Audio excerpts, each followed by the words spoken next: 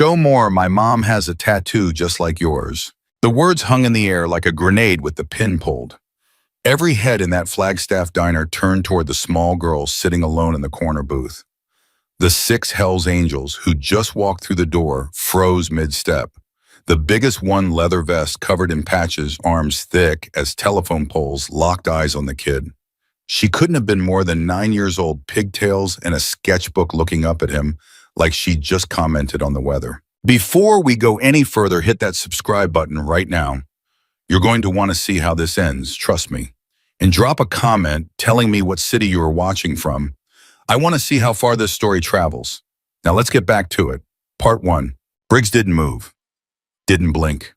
Just stared at this little girl who had no business knowing anything about the ink on his forearm. The tattoo was covered by his jacket sleeve, had been since he walked in. There was no way she could have seen it. What did you just say? His voice came out low, dangerous. Leia looked up from her sketchbook, completely unbothered by the 6 enormous men looming over the diner like a storm cloud. My mom has a tattoo just like yours. I saw it when your jacket moved.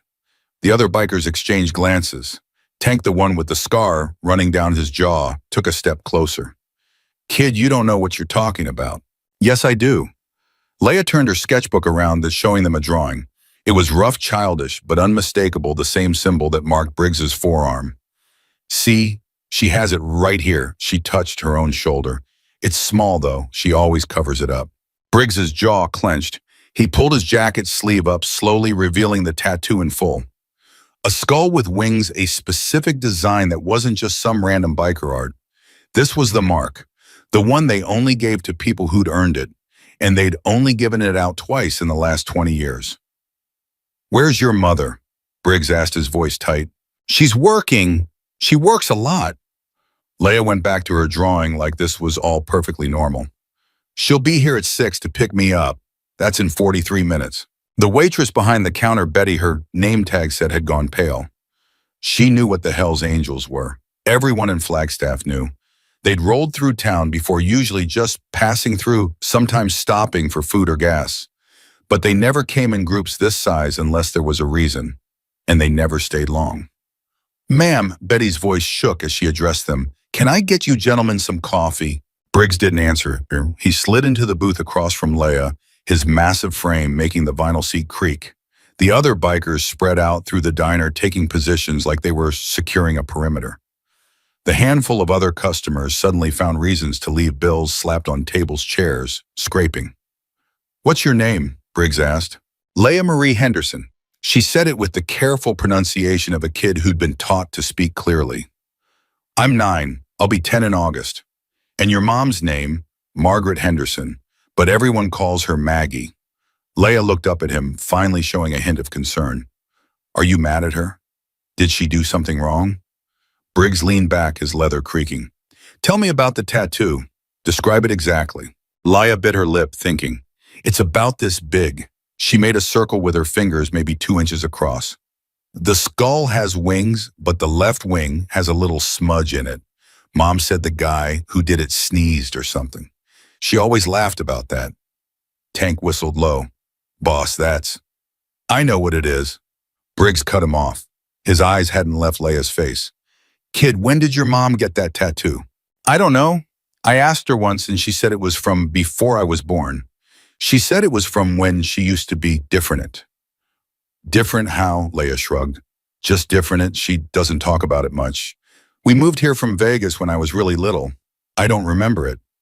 Vegas. The word hit Briggs like a punch. He could see Tank stiffen, see Reaper's hand curl into a fist. They all remembered Vegas. They all remembered what happened there. Listen to me very carefully, Briggs said, leaning forward. I need you to call your mother right now. Tell her to come here immediately. Don't tell her why. Can you do that? She's working. She can't leave work early. She'll get in trouble. She won't get in trouble. I promise you. Briggs pulled out his phone, slid it across the table. Call her, now.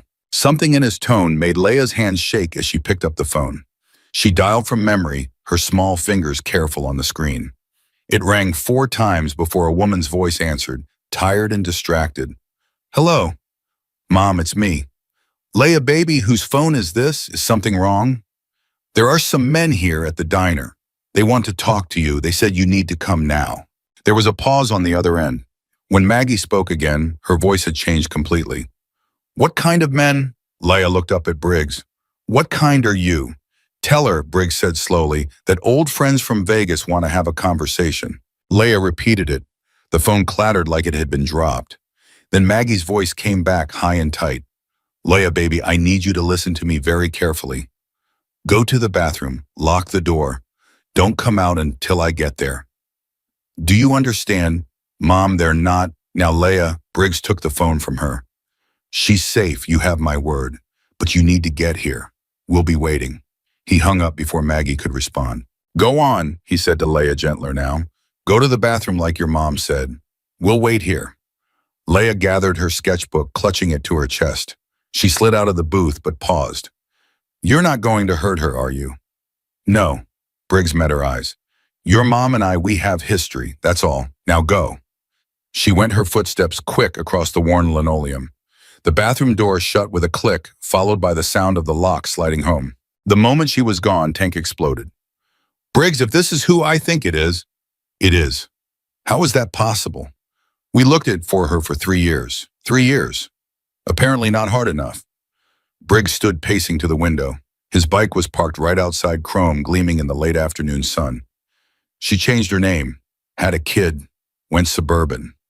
Reaper, the quiet one who rarely spoke, finally did. The kid doesn't know. No, she doesn't know. Briggs turned back to his crew. And that's how it's going to stay.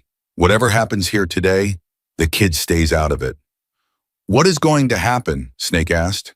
He was the youngest of them, only been patched in for 2 years. I mean, after what she did. We don't know what she did. Briggs's voice went hard. We know what we were told.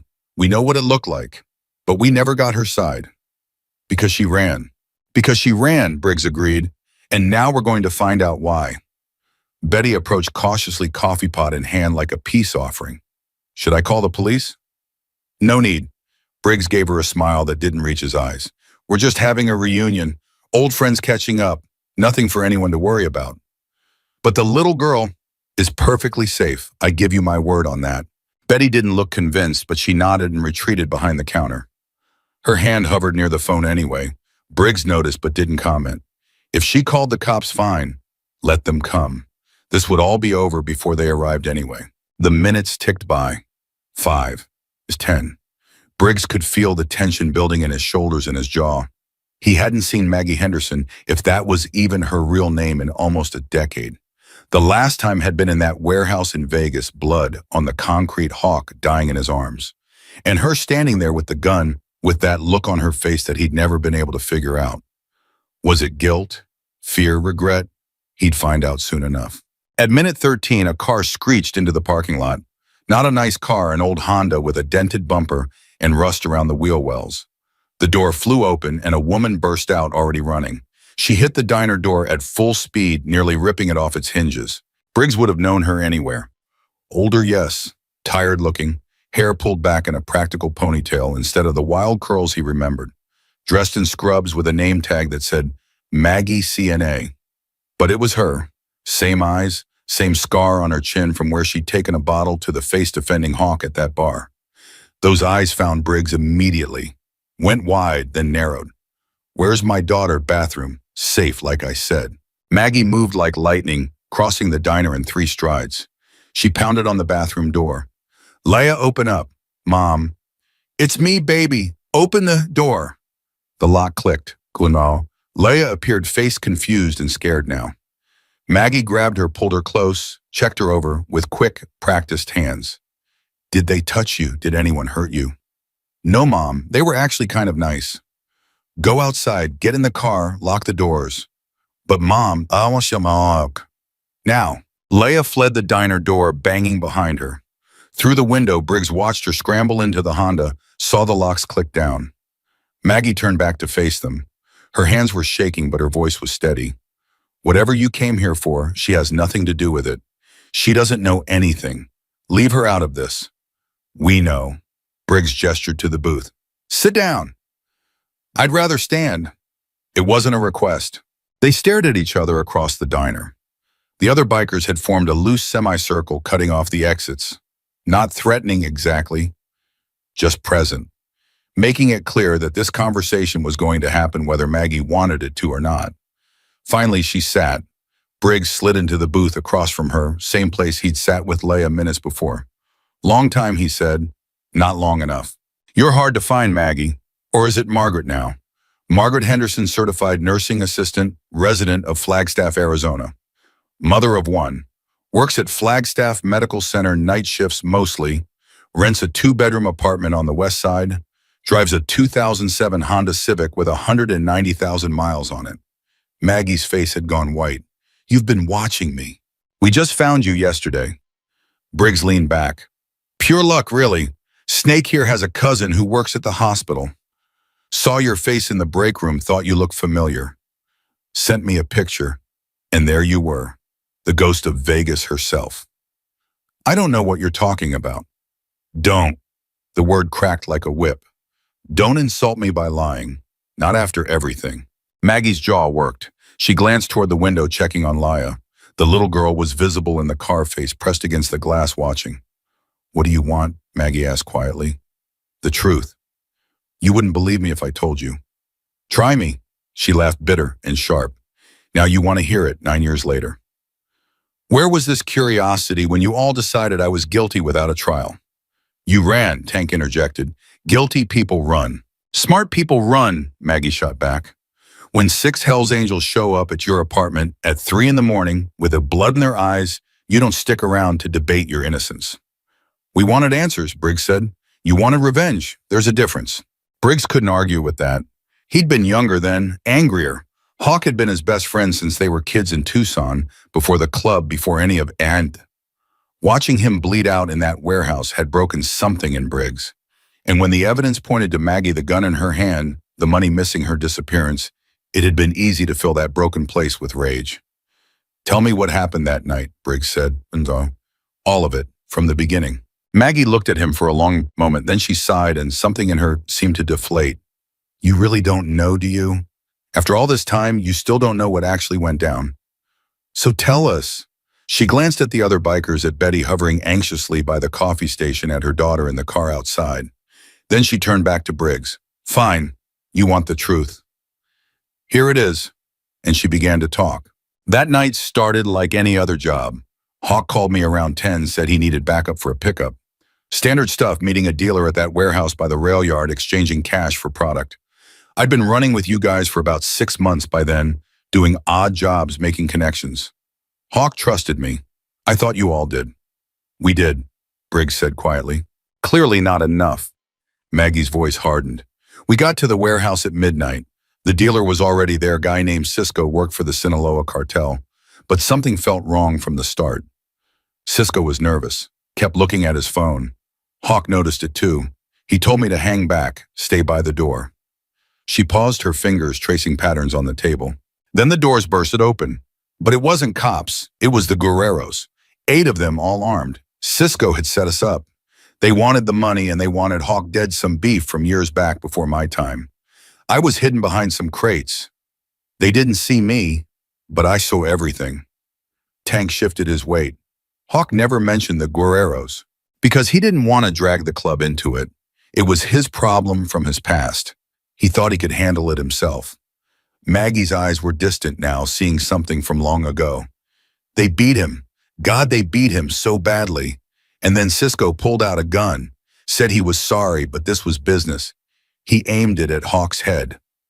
She stopped, swallowed hard. I had a gun, she continued. Always carried one when I did runs with you guys. I fired without thinking, got Cisco in the shoulder. The Guerreros scattered. They thought it was cops. The gunshot spooked them. But Cisco's finger had already squeezed the trigger. His shot went wild because I hit him, but it still hit Hawk. In the chest, not the head. I probably saved his life with that first shot. Briggs felt something cold settling in his stomach. You shot Cisco. I shot Cisco, and then I ran to Hawk. He was bleeding so much. I tried to stop it, tried to keep pressure on the wound. But I could hear the Guerreros regrouping outside. They were coming back.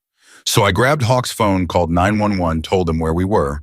Then I grabbed the money, all of it, because I knew if the Guerreros came back in and found it, Hawk wouldn't have any leverage. They'd just kill him and take it. The money, Reaper said slowly. We thought you stole it. I took it to protect it. I was going to bring it back.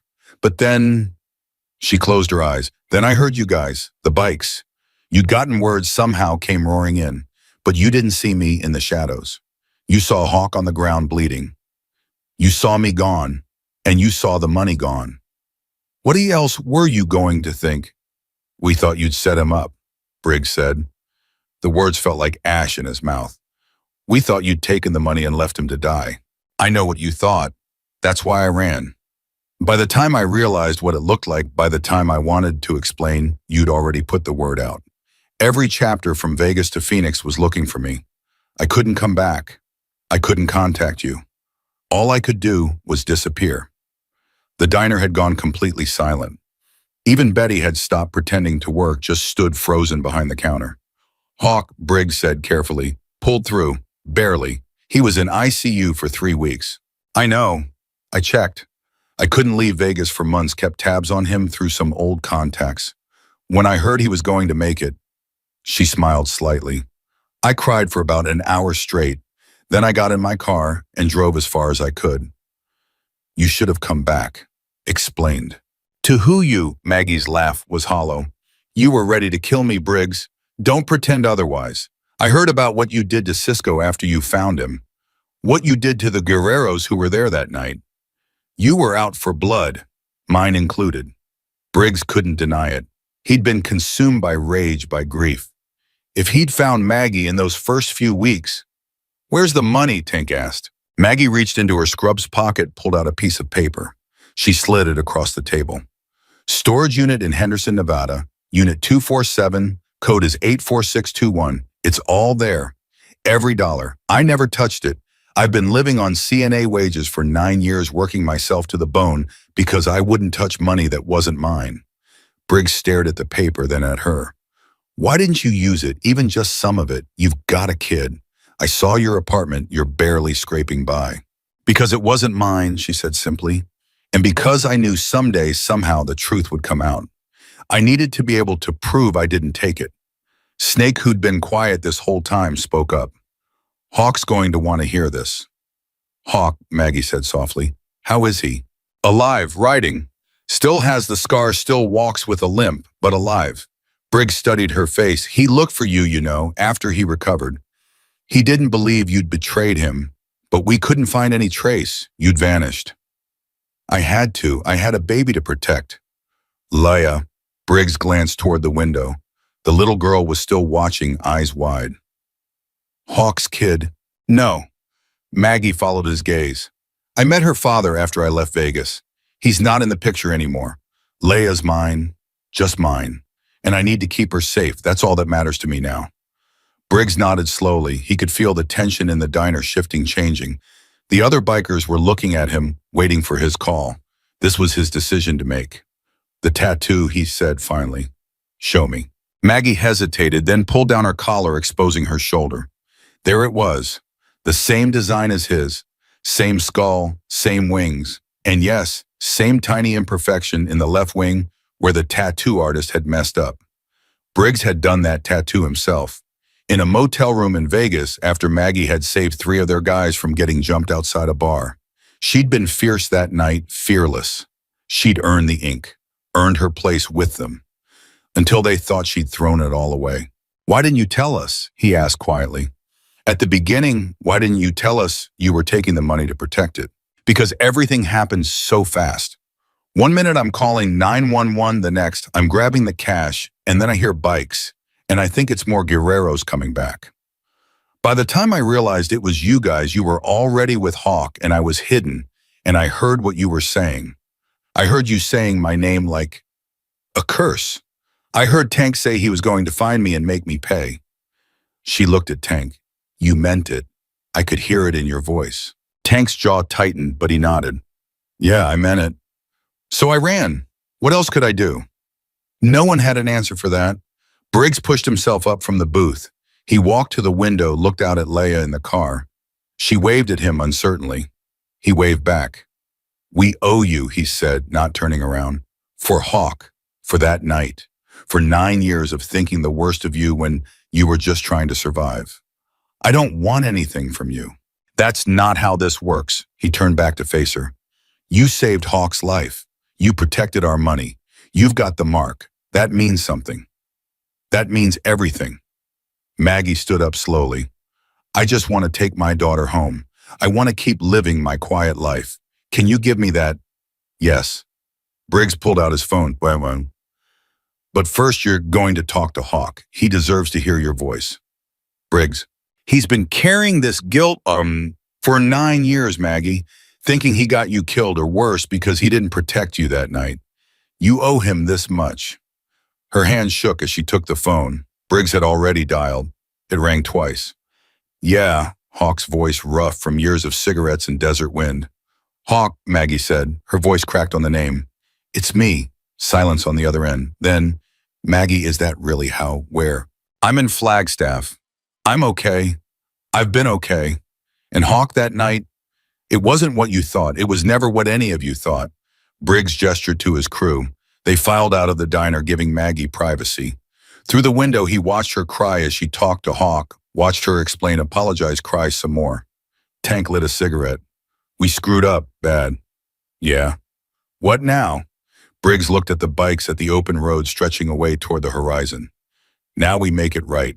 Inside the diner, Maggie's voice dropped to barely a whisper. Hawk, I shot Cisco. I saved you. And then I took the money to keep it safe, but by the time I wanted to explain, it was too late. You all wanted me dead. Maggie, Christ, we didn't know. We thought, I know what you thought.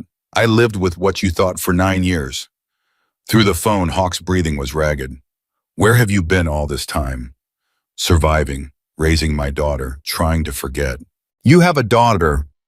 She's 9. Her name's Leia. She's the one who saw Briggs's tattoo and opened her mouth before I could stop her. Hawk laughed, choked and wet. Smart kid. Too smart for her own good sometimes. Maggie wiped her eyes with the back of her hand. Hawk, I never wanted to leave you there. I called 911. I made sure help was coming. I know now. The paramedics told me someone called it in female voice, but everyone said it was probably just a passerby, and I was so out of it. He stopped.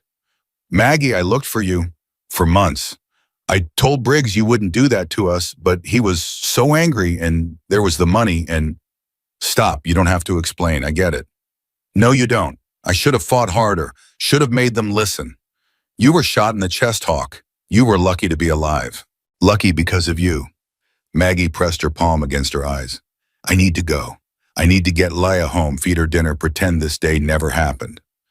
Wait, Maggie, can I see you? Can I meet your daughter?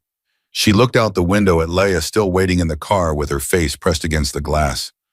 I don't know if that's a good idea. Please, I need to see for myself that you're okay. Hawk, I've been carrying this for 9 years. Let me put it down. Maggie closed her eyes. I'll think about it. I need time.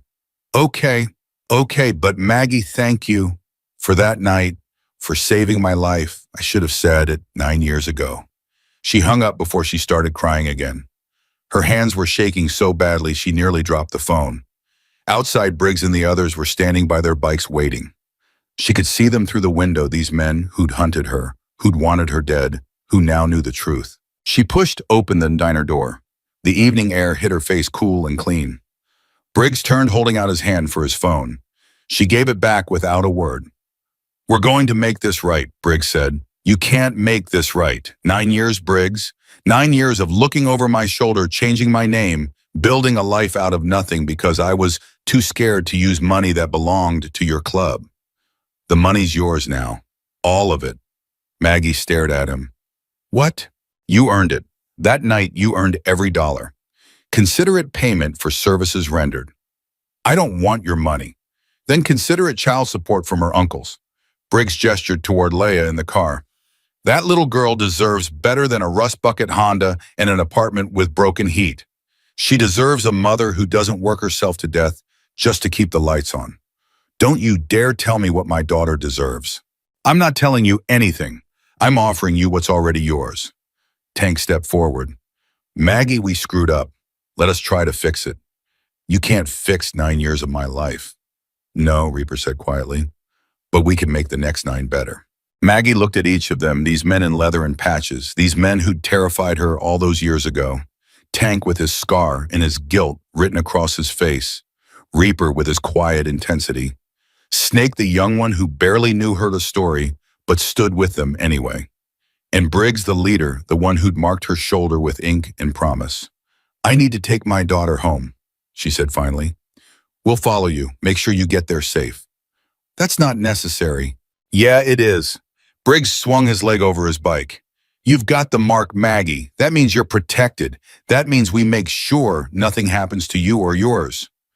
After 9 years of hunting me now, you want to protect me? After 9 years of being wrong, yeah. That's exactly what we want. Maggie walked to her car. Leia unlocked the door immediately, launching into questions before Maggie even had the door fully open. Mom, who are those men? Why were you crying? Are we in trouble? What's happening? Nothing's happening, baby. Those are just some old friends. Friends, but you were scared. I could tell you were scared. Maggie climbed into the driver's seat, started the engine. Sometimes old friends can be scary and safe at the same time. It's complicated. Did you really know them in Vegas? Yes. And you have a tattoo like theirs. Maggie's hand went to her shoulder automatically. Yes. Can I see it? Not now, let's just go home. She pulled out of the parking lot, and true to Briggs's word, the 6 motorcycles fell into formation behind her. 2 in front, 2 behind, 2 on the sides. An escort. Protection. The very thing she'd run from for 9 years. Leia twisted in her seat, watching them through the rear window. Mom, this is so cool. Are they really going to follow us all the way home? Apparently. Why? Because they owe me something. What do they owe you? Maggie gripped the steering wheel tighter. The truth. They drove through Flagstaff as the sun dipped lower, casting everything in orange and gold. People on the sidewalk stopped to stare at the procession, one beat-up Honda surrounded by Hell's Angels. Maggie kept her eyes on the road, tried to ignore the stares, the pointing, the phones coming out to record. Mom, everyone's looking at us. I know. Is this going to be on the internet? Probably. Cool. Not cool, Leia. Not cool at all. They reached the apartment complex on the west side, exactly where Briggs had said it was. Maggie had never told him her address, but he'd known anyway.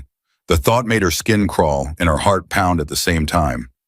The bikes pulled into the parking lot, engines rumbling like thunder. Maggie parked in her assigned spot. The engines cut off one by one, leaving an echoing silence. She could see Mrs. Chen on the second-floor balcony staring.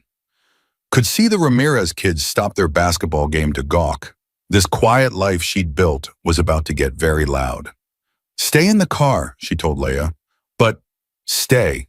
She got out, walked over to where Briggs was removing his helmet. You can't be here. This is my home. My neighbors. Will learn to mind their business. Briggs looked up at the building, assessing. 3rd floor corner unit. Windows face the parking lot. No back exit except the balcony. Fire escape on the north side. Stop it. Stop knowing things about where I live. Can't help it. It's what I do. He dismounted, gestured to the others. We're not leaving until we know you're secure. I've been secure for 9 years without you. And you shouldn't have had to be. You should have been with us, protected part of the family. Instead, you were out here alone, working night shifts at a hospital, scraping by eye. His jaw tightened. That ends now. Tank approached, holding out a piece of paper. My number. You need anything, and I mean anything, you call. Food, money, trouble, doesn't matter. You call. Maggie took the paper reflexively. I don't need... Yeah, you do. Reaper handed her another number. Mine too. I'm in Phoenix most days, but I can be here in 2 hours if you need me. One by one, they gave her their numbers.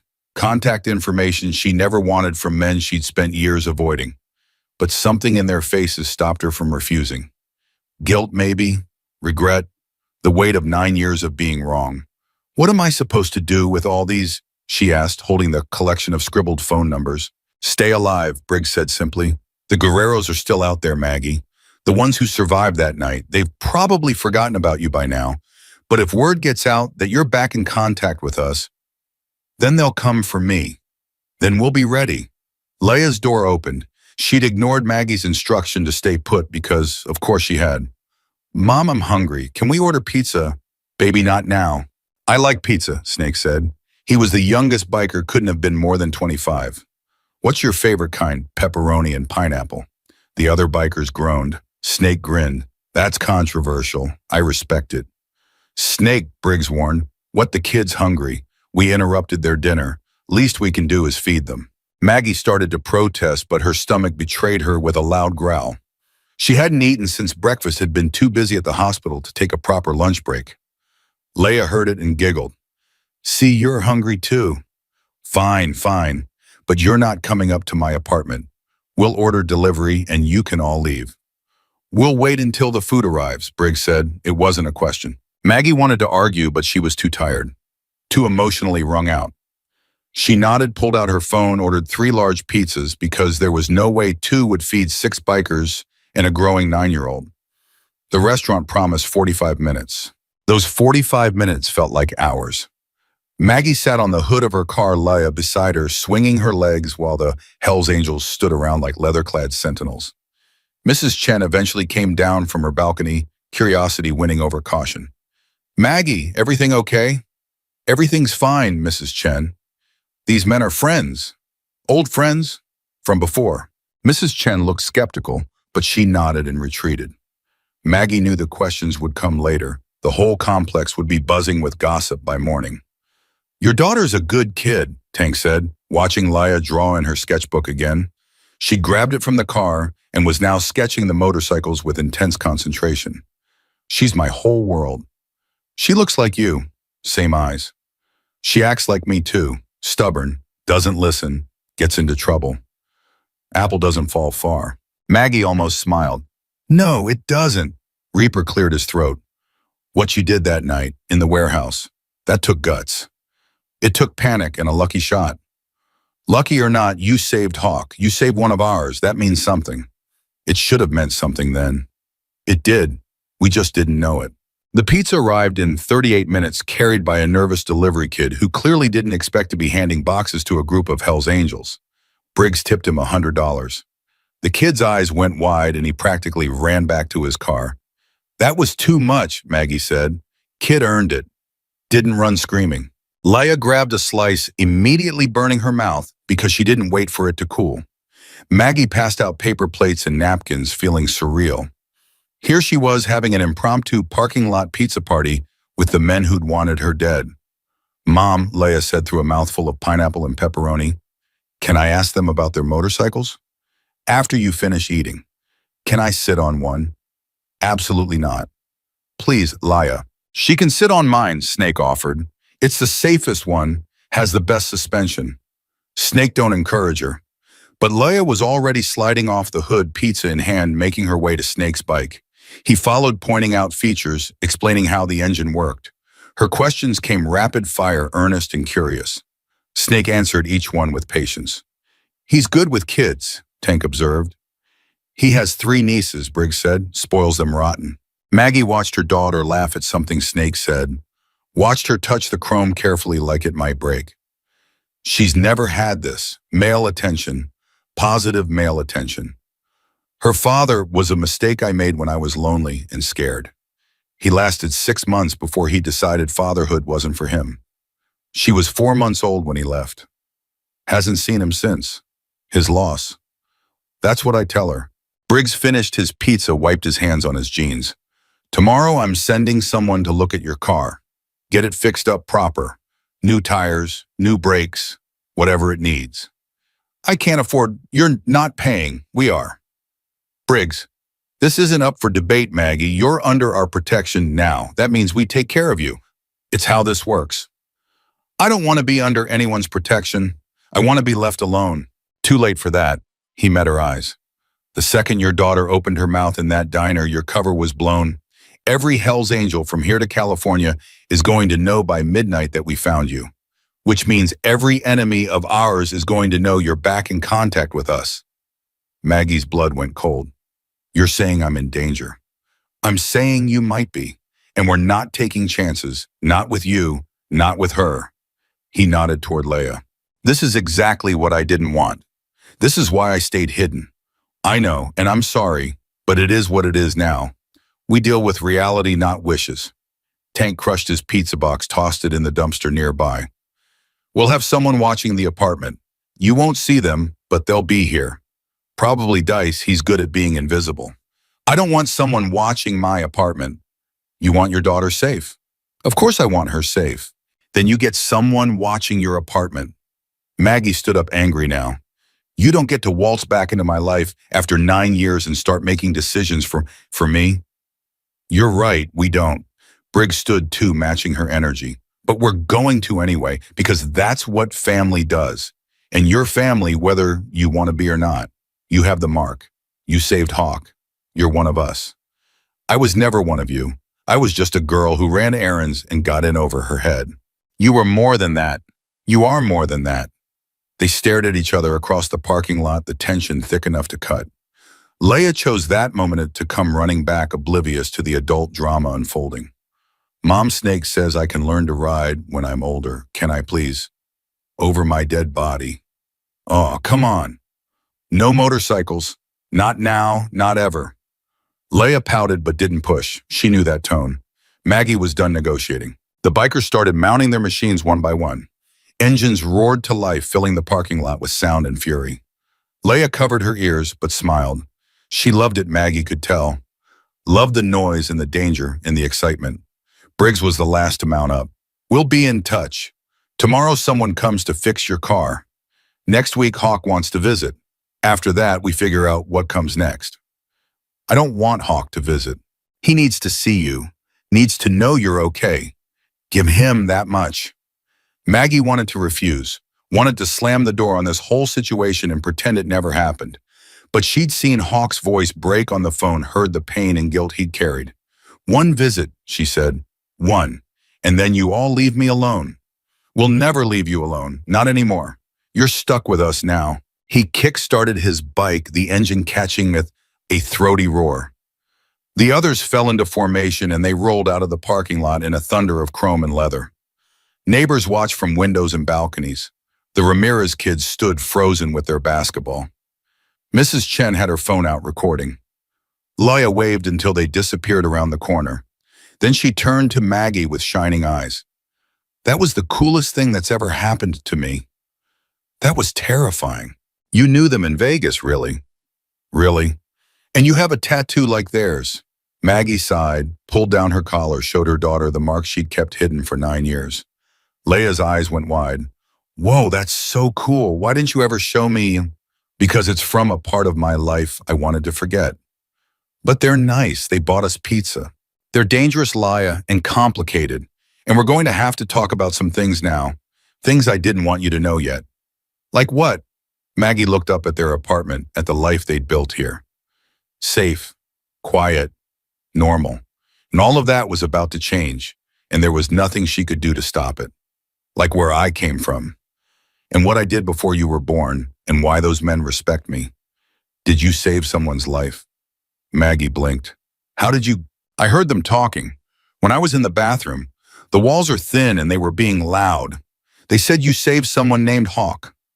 Smart kid, too smart. Yes, I saved Hawk's life, and then I had to run away because nobody believed me.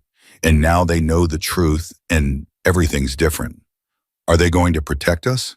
Apparently. Good. Leia grabbed the pizza boxes, started carrying them toward the stairs. I was getting tired of that creepy guy on the first floor who always stares at you. What creepy guy? The one in apartment 102 with the beard. He watches you when you come home from work. Maggie's skin crawled. She'd noticed him once or twice, but had told herself she was being paranoid. Why didn't you tell me? I didn't want you to worry. You already worry about everything. They climbed the stairs to the 3rd floor, Maggie's mind racing. A strange man watching her. The Guerreros possibly still out there. Her cover blown. And now 6 Hell's Angels who'd appointed themselves her protectors. She unlocked the apartment door, flipped on the lights. Home. Small and shabby, but home. Leia dumped the pizza boxes on the kitchen counter and went to wash her hands. Maggie's phone buzzed, an unknown number. We found the guy in 102. He's not a resident. Lisa's in a fake name. We're checking him out. Might be nothing. Might be something. Either way, he won't be a problem by morning. Briggs? Maggie's hands shook as she read the message. They were already watching, already protecting, already making decisions about threats she didn't even know existed. Mom, Leia called from the bathroom, can I wear my new shirt to school tomorrow, the one with the sparkles? Sure, baby, whatever you want. And can I tell my friends about the motorcycles? Let's maybe keep that between us for now. Leia appeared in the doorway, hands dripping wet. Why, it's so cool. Because some things are private family business. But they're not family. You just met them again after years. It's complicated. You keep saying that. Maggie pulled her daughter close, held her tight. I know, and I'll explain it all someday. But right now, I need you to trust me. Can you do that? I always trust you, Mom. Good, now, go get ready for bed. Tomorrow's a school day. But it's only 7:30. Brush your teeth anyway, read for a bit. I need to make some phone calls. Leia grumbled but obeyed. Maggie waited until she heard the bathroom door close before she pulled out all the phone numbers the bikers had given her. She stared at them, these connections to a past she'd tried to bury. Her phone buzzed again. Another unknown number. Guy in 102 is confirmed Guerrero. Low level, probably just surveillance. He's been watching you for 3 weeks. We're handling it. Don't go outside tonight. Tank. 3 weeks. Someone had been watching her for 3 weeks and she hadn't known, hadn't suspected. She'd been so careful for so long, and somehow they'd found her anyway. Or maybe it was just bad luck. Maybe Leia showing that tattoo to a Hell's Angel in a diner had nothing to do with it. Maybe the Guerreros had been closing in all along, and this was just terrible timing. Her phone rang. She didn't recognize the number but answered anyway. Maggie? It was Hawk's voice, rough and familiar. Briggs told me about the guy in your building. Are you okay? I don't know. I don't know anything anymore. I'm coming up tomorrow. First thing, I need to see you. Hawk, please, I've waited 9 years. I can't wait any longer. She closed her eyes, felt tears burning behind her lids. Okay, tomorrow. But Hawk, I'm not the same person you knew. I have a daughter. I have responsibilities. I can't just jump back into that life. I'm not asking you to. I just need to see your face. Need to know you're real and not some ghost I've been chasing. I'm real, I'm here, and I'm terrified. I know. Me too. They sat in silence on the phone, two people connected by violence and blood, and a night 9 years ago that changed everything. Hawk, Maggie said finally, what if they come for me, the Guerreros? What if being in contact with you guys puts Leia in danger? Then we kill them all, every last one, before they ever get close to you or your daughter. The certainty in his voice should have scared her. Instead, it felt like relief, like maybe after 9 years of running and hiding and looking over her shoulder, she could finally stop. I'll see you tomorrow, she said. Tomorrow. She hung up, stared at her phone at the unknown numbers piling up in her call log. Her quiet life was over. The second Leia had opened her mouth in that diner, everything had changed. But maybe, just maybe, change didn't have to mean bad. From the bathroom, Leia called out, Mom, I'm done brushing. Can I have one more piece of pizza? Yes, baby, come get it. Leia emerged in her pajamas, hair damp from washing her face. She grabbed a cold slice, ate it standing at the counter. Are those men really going to protect us? Yes. Good, I like them, especially Snake. He's funny. They're dangerous people, Leia. But they're good dangerous, right? Like they're scary, but they're on our side. Maggie thought about that. Good dangerous. Maybe that was exactly what they were. Yeah, she said, they're on our side. Cool. Leia finished her pizza, kissed Maggie's cheek. Night, Mom. Love you. Love you too, baby. Leia went to her room, closed the door. Maggie heard the bed springs creak as her daughter climbed into bed. Maggie walked to the window, looked out at the parking lot below.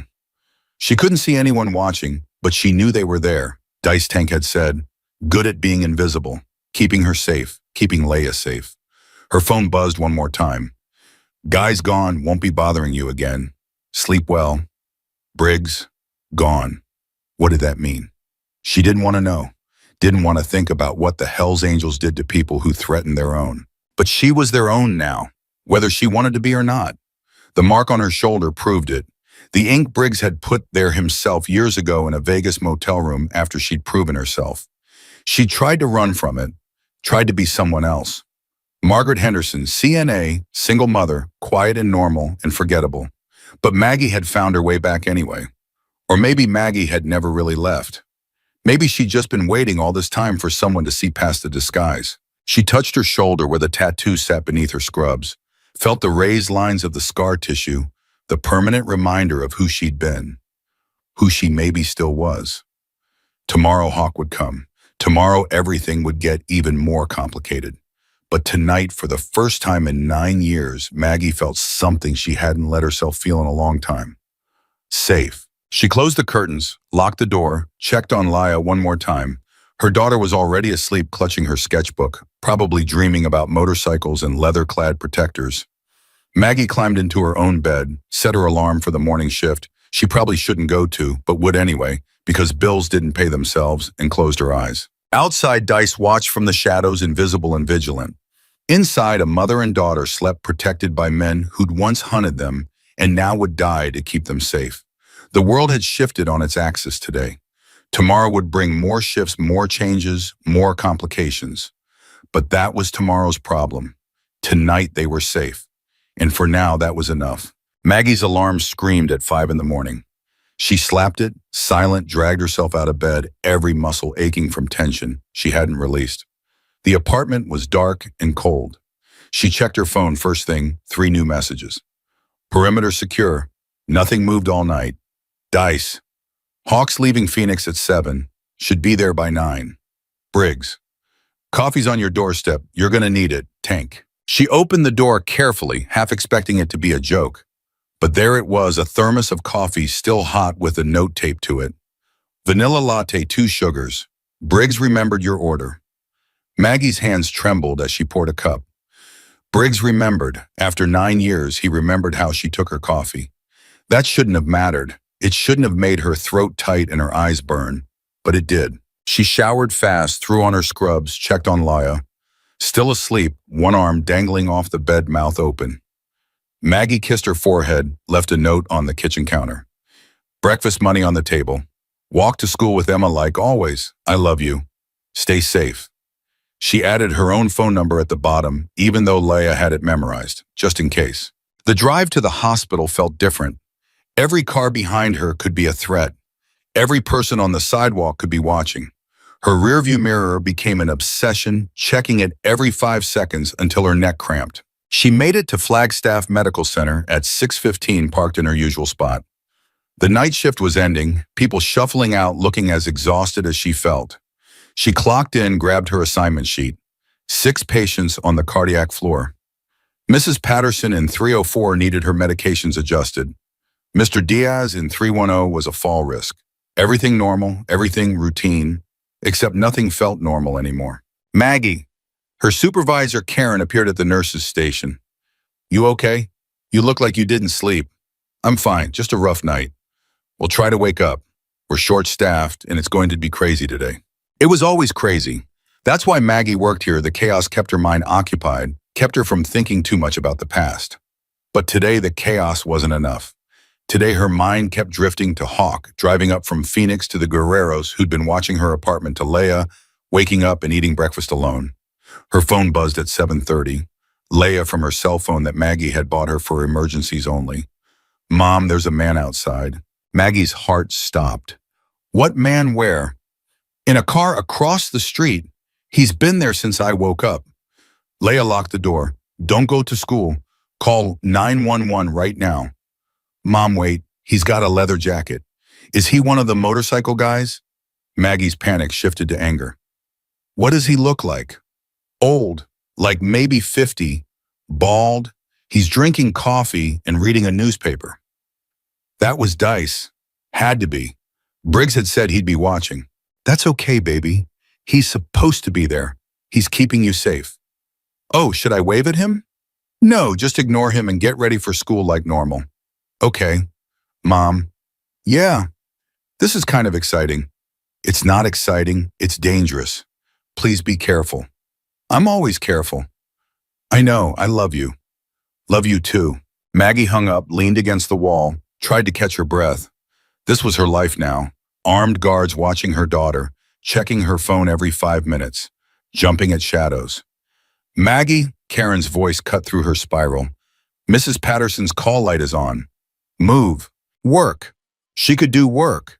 She could check vitals and distribute meds and help people to the bathroom. She could be Margaret Henderson CNA for a few more hours before Hawk showed up and shattered whatever remained of that identity. The morning crawled by. Mrs. Patterson complained about her breakfast. Mr. Diaz tried to get out of bed without assistance and nearly fell. A new admit came in at 8:15, chest pains possible, moam. All hands on deck. Maggie fell into the rhythm of it, let training take over, pushed everything else into a box in the back of her mind. At 8:50, her phone buzzed again. Briggs. Hawk's 5 minutes out. Where are you? Working. I can't just leave. Yes, you can. This is more important. I have patients, people who need me. And Hawk needs you too. He's been waiting 9 years. He can't wait another 8 hours. Maggie looked at Karen, who was buried in paperwork at the nurse's station, looked at her patient assignments, looked at the clock. I need to take an early lunch, she told Karen. Now it's not even 9. Personal emergency, I'll be back in an hour. Maggie, we're understaffed. 1 hour, please. Something in Maggie's voice made Karen pause. Fine, 1 hour, not a minute more. Maggie ran out of the cardiac wing down 3 flights of stairs because the elevator was too slow through the lobby into the parking lot. Her Honda was right where she'd left it, but next to it sat a motorcycle, sleek and black engine still ticking from the heat. And leaning against it was Hawk. He looked older. Lines around his eyes that hadn't been there before, gray in his beard, but his eyes were the same sharp and brown and full of things he didn't know how to say. They stared at each other across 15 feet of asphalt. You're really here, Hawk said finally. His voice cracked on the last word. I'm really here. I thought I'd never see you again. I thought you were dead or worse, and it was my fault for bringing you into that warehouse, for not protecting you. Stop. Maggie closed the distance between them. That night wasn't your fault. None of it was your fault. I should have known it was a setup, should have seen the signs. We both missed them. Cisco was good. He fooled us both. Hawk reached out slowly like he was afraid she'd disappear if he moved too fast. His hand touched her shoulder, right where the tattoo was hidden under her scrubs. You kept it. Of course I kept it. You can't exactly remove a tattoo like that without raising questions. That's not what I meant. His thumb traced the outline through the fabric. You could have covered it, gotten something else inked over it. But you didn't. No, I didn't. Why? Maggie looked away, unable to meet his eyes. Because it was the only proof I had that any of it was real, that I'd been someone who mattered even for a little while. You mattered. You still matter. For 9 years, I thought you all wanted me dead. For 9 years, I thought you'd betrayed us and gotten away with it. Every day I woke up thinking about how I'd failed to protect you, failed to see what you really were. Except I was wrong. I was so goddamn wrong. His hand dropped from her shoulder. He turned away, gripping the bike's handlebars so hard his knuckles went white. Hawk, do you know what that does to a person? Spending 9 years believing something that turns out to be a lie. I mourned you, Maggie. I mourned the woman I thought you were, mourned the friendship we had. And then Briggs calls me yesterday and tells me you're alive, you're innocent, you saved my life, and I never knew. How am I supposed to process that? I don't know. I don't have answers for you. I need answers. I need to understand how we got it so wrong. Maggie leaned against her car, suddenly exhausted. You got it wrong because I ran instead of staying to explain. Because I was scared and alone and 9 weeks pregnant, and all I could think about was protecting the baby I didn't even know I was carrying. Hawk spun around. You were pregnant that night. I found out 2 weeks later, after I'd already changed my name, and by then it was too late to come back. I had Leia to think about. Leia. Hawk said her name like he was tasting it. Briggs said she's 9.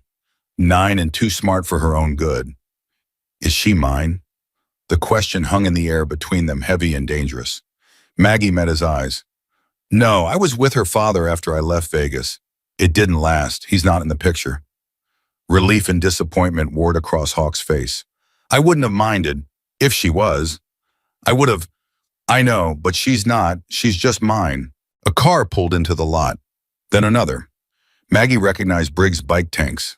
They were early, or maybe right on time, making sure this reunion didn't go sideways. You brought backup, Maggie said. I didn't ask them to come. They came anyway. Hawk straightened, crossed his arms.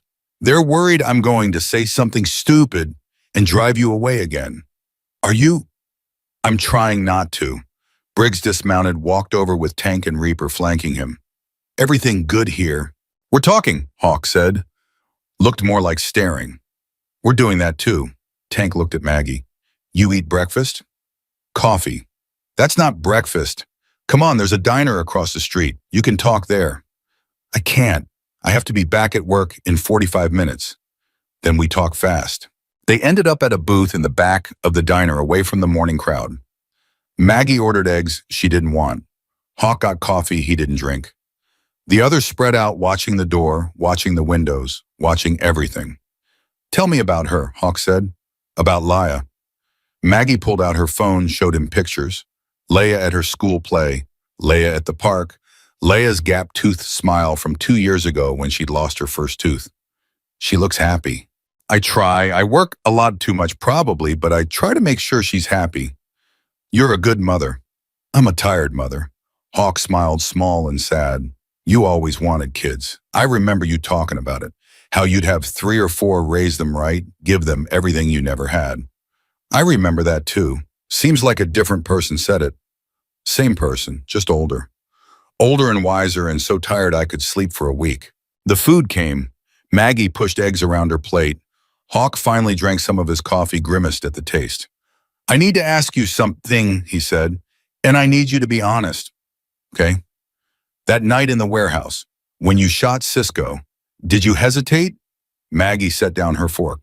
No, I saw him pointing the gun at your head, and I fired. I didn't think. I just reacted. Why? Because you were my friend. Because you'd protected me more times than I could count. Because the thought of watching you die was unbearable. We barely knew each other. 6 months, you said. That's not long. Long enough to matter. Hawk's jaw worked. He looked away out the window at the parking lot. I dreamed about you. For years, not good dreams. Dreams where you were laughing while I bled out. Dreams where you'd set the whole thing up from the start, played me from the beginning. I never played you. I know that now. Doesn't make the dreams go away. Maggie reached across the table, took his hand. His skin was rough, scarred. I'm sorry. For running. For not finding a way to tell you the truth. For letting you think the worst of me for 9 years. I'm sorry for not fighting harder to find you. For believing you were guilty when every instinct I had said you weren't. They sat like that, hands clasped across a diner table, 2 people trying to bridge 9 years of hurt and misunderstanding. Briggs cleared his throat. Hate to break this up, but we've got a problem. Maggie pulled her hand back. What kind of problem? The kind where 3 guerreros just pulled into the hospital parking lot. Maggie's blood turned to ice. Leia's at school. They don't know about her. They know. Briggs held up his phone, showed her a photo. It was Leia taken from a distance, walking to school with her friend Emma. This was posted to a Guerrero's message board 30 minutes ago. Caption says, found the nurse's weakness. Maggie was moving before she finished processing the words. Out of the booth, running for the door, Hawk was right behind her, then Briggs, then the others. Keys, Hawk demanded, handout. You're too panicked to drive. She threw them at him. They piled into her Honda Hawk, driving Maggie in the passenger seat, Briggs in the back on the phone barking orders. Snake, you are closest to the elementary school. Get there now. Find the Henderson girl. Don't let her out of your sight. Dice, you still at the apartment. Good. Lock it down. Anyone comes near that building who's not one of ours, you stop them. I don't care how. Hawk drove like he was racing the devil, weaving through traffic, blowing through lights. Maggie's phone rang. The school. Ms. Henderson, this is Principal Davies. There's been an incident. What kind of incident? A man tried to sign Leia out of school, said he was her uncle, but he's not on the approved pickup list, and Leia said she doesn't have an uncle. We've kept her in the office, but Miss Henderson, he was very insistent. We've called the police. Lock every door. Don't let anyone in or out until I get there. I'm 5 minutes away. Ms. Henderson, 5 minutes. Keep her safe. She hung up, looked at Hawk. They tried to take her from school. They're not getting her. His voice was flat cold. I swear to God, Maggie, they're not touching that little girl. They screeched into the school parking lot at 9:40. Squad cars were already there, lights flashing. And standing by the entrance, looking confused and scared, was Leia with Principal Davies and a police officer. Maggie was out of the car before Hawk fully stopped running across the lot, pulling Leia into her arms so hard the girl gasped. "Mom, I can't breathe." Sorry, are you okay? Did he touch you? No, Mr. Davies wouldn't let him near me. He said his name was Uncle Ray and you'd sent him, but I knew you didn't because I don't have an Uncle Ray. Smart girl. Such a smart girl. The police officer approached. "Ms. Henderson, I'm Officer Martinez. We need to ask you some questions."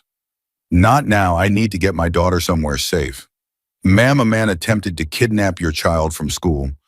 We need—" She said, "Not now." Hawk appeared beside them, tall and intimidating in his leather.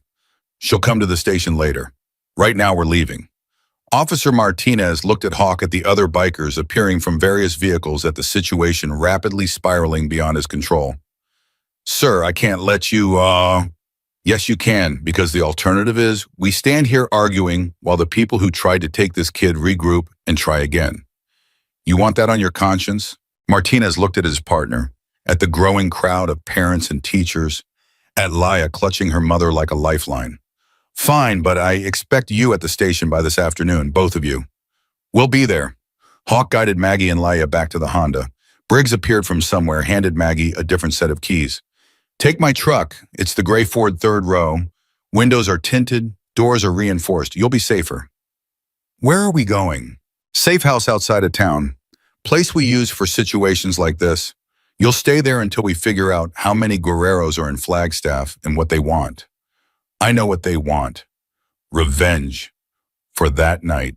For Cisco." "Maybe. Or maybe they just want leverage.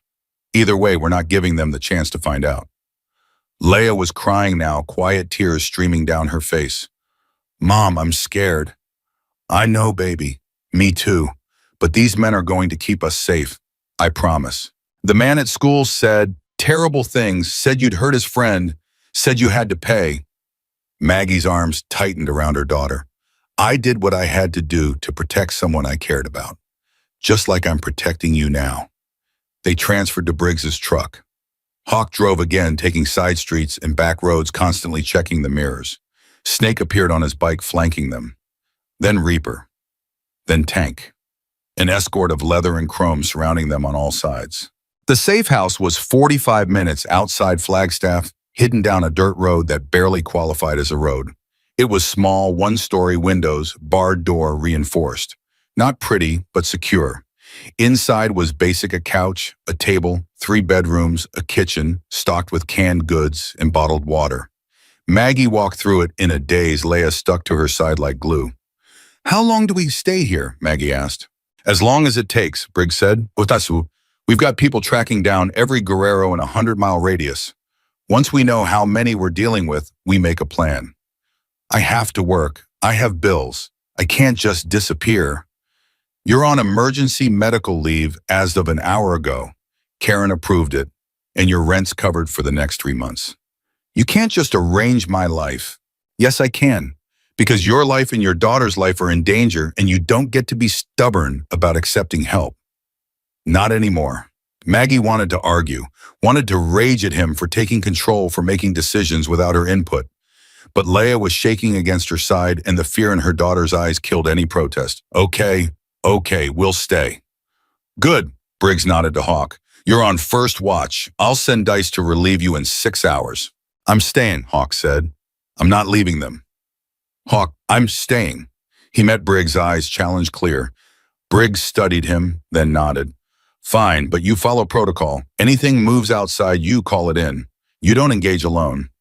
"Understood." The others left him, engines fading into the distance, until there was only silence and dust. Maggie stood in the middle of the safe house, Laia pressed against her, Hawk standing guard by the window, and tried to figure out how her life had fallen apart so completely in less than 24 hours. "Mom," Laia whispered, "Oh, what's happening? Why do those people want to hurt us?" Maggie guided her to the couch, sat down, pulled her daughter into her lap, even though Laia was getting too big for it. "A long time ago, before you were born, I did something good. I saved a man's life. But the people who wanted him dead got angry at me. And now they want to hurt me for it. That's not fair. No, it's not. But Hawk and the others, they were going to stop them, right? Yes, they're going to stop them. Leia was quiet for a moment, processing. Then, I don't want to die, Mom. Maggie's heart shattered. You're not going to die. I won't let that happen. I will do anything to keep you safe. Do you understand me? But what if? No, there's no what if. You're going to be fine. We're going to be fine. Hawk spoke from the window, voice rough. She's right, kid. Nobody's dying today. Not on my watch. Leia twisted to look at him. You're the one my mom saved. Yeah. She's really brave, isn't she? Bravest person I know. Are you brave too? I try to be. Will you teach me to be brave? Hawk finally turned from the window, looked at this 9-year-old girl with her mother's eyes and her mother's courage. Yeah, I'll teach you. Maggie's phone buzzed, a text from an unknown number. We have 4 guerreros in custody, 2 ran, still tracking them. Stay put, Briggs. Then another text, this one with a photo. It was Cisco's brother Carlos. The resemblance was unmistakable. Same eyes, same scar on his cheek. This is who's hunting you. Carlos Mendoza. He's wanted revenge since you shot his brother.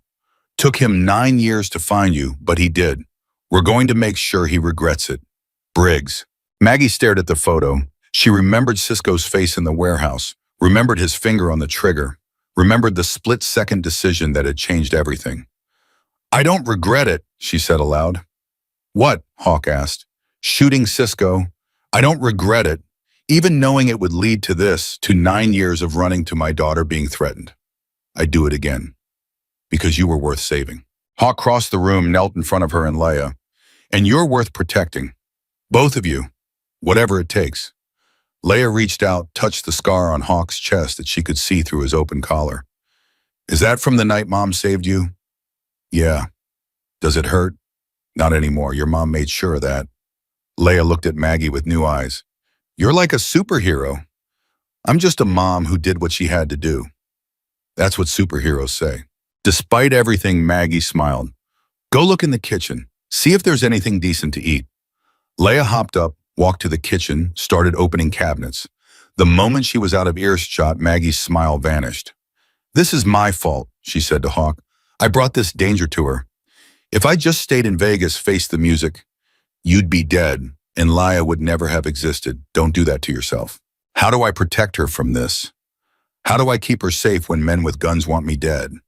You let us help. You stop trying to carry it alone. I've been alone for 9 years. I don't know how to not be alone anymore. Hawk took her hand, squeezed, then learn, starting now. From the kitchen, Leia called out, Mom, there's SpaghettiOs. Can I have SpaghettiOs? Sure, baby, heat them up on the stove. I don't know how to use the stove. Then I'll teach you. Maggie stood, went to the kitchen, showed her daughter how to open the can, pour it in a pot, turn on the burner. Normal things, mother-daughter things, as if armed men weren't hunting them, as if their lives weren't in pieces. But that was what you did. You kept going. You taught your daughter to heat up SpaghettiOs, and you held her hand, and you pretended everything would be okay. And maybe if you pretended hard enough, it would be. Leia ate her SpaghettiOs at the small kitchen table, swinging her legs and humming something off-key. Maggie watched her memorizing every detail the way she always ate the pasta rings first and saved the sauce-soaked chunks for last, the small scar on her chin from falling off her bike last summer, the gap where her left canine was still growing in. If something happened, if the Guerreros got through, Maggie wanted to remember everything. Stop looking at me like that, Leia said without glancing up. Like what? Like you're memorizing my face. I'm not. Yes, you are. You do it when you're scared. You did it before my surgery when I had to get my tonsils out. And when that mean dog got loose in our neighborhood. Hawk made a sound from the window that might have been a laugh. She's got you figured out. She's too observant for her own good, Maggie muttered. Leia finally looked up, orange sauce on her upper lip. Mom, can I ask you something? Always. When you shot that man, the one whose brother wants to hurt us now, did you kill him? The question landed like a bomb in the quiet kitchen. Hawk went still at the window. Maggie's breath caught in her throat. No, she said carefully. I shot him in the shoulder. He lived. But you would have killed him if you had to, right to save Hawk. Leah, I'm not a baby. I need to know. Would you have killed him? Maggie crossed to the table, sat down across from her daughter. Yes, if it meant saving Hawk's life, yes, I would have. Good. Leah went back to her SpaghettiOs. I'm glad you're not the kind of person who lets bad people win. When did you get so grown up? I've always been grown up. You just didn't notice because you were busy being scared all the time. Maggie blinked back tears. Was it that obvious? Mom, you jump every time someone knocks on the door. You check the locks 5 times before bed. You never talk about where we came from or why we don't have family. Yeah, it was obvious. Hawk turned from the window. Your mom was trying to protect you. I know, and I love her for it, but I'm not stupid. I knew something was wrong. I just didn't know what. Leah scraped the last bit of sauce from her bowl. Now I do, and honestly, it's kind of a relief. A relief, Maggie asked. At least now I know the monster is real. It's easier to fight something real than something you just imagine in the dark. Maggie's phone buzzed before she could respond. Briggs. 2 Guerreros still in the wind. Carlos is one of them. He's smart, stayed off grid. We're checking every motel, every contact, every place he might hole up. But Maggie, he's got resources. This isn't just revenge anymore. He's got backing from the Sinaloa cartel. They want to make an example out of you. Her hands shook as she typed back. Why now? Why after 9 years?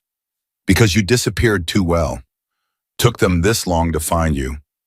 Carlos has been hunting you the whole time. Never stopped. Never forgot. What do I do? You let us handle it. You stay put. You trust us. Trust. She'd spent 9 years trusting no one but herself. Now she was supposed to hand over her safety, her daughter's safety, to men who'd once wanted her dead. But what choice did she have? Hawk's phone rang. He answered, listened, his face going hard. When? How many, Jesus? Okay. Yeah, she's here. I'll tell her. He hung up, looked at Maggie. That was Snake. Carlos just posted a video on some cartel message board. You need to see it. I don't want Leah. She should see it too. She needs to understand what we're dealing with. Maggie wanted to argue, but Leah was already standing, walking over. Show me. Hawk pulled up the video on his phone. The screen filled with Carlos's face, older than his brother, harder eyes, cold as winter. Margaret Henderson, Carlos said in heavily accented English. You think you can hide from me. You think changing your name makes you safe. I found you. I found your daughter, and I'm going to make you watch her die before I kill you. Just like you made me watch my brother bleed. The video cut to footage of Laya walking to school that morning, laughing with her friend Emma. Then to Maggie's apartment building. Then to the hospital where she worked. Carlos had been following them for weeks, maybe months.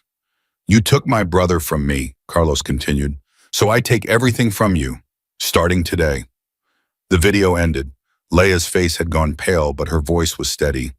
He's really serious about this. Yes, Hawk said, and you guys are going to stop him. Yes. However, we have to. Maggie pulled Leia close.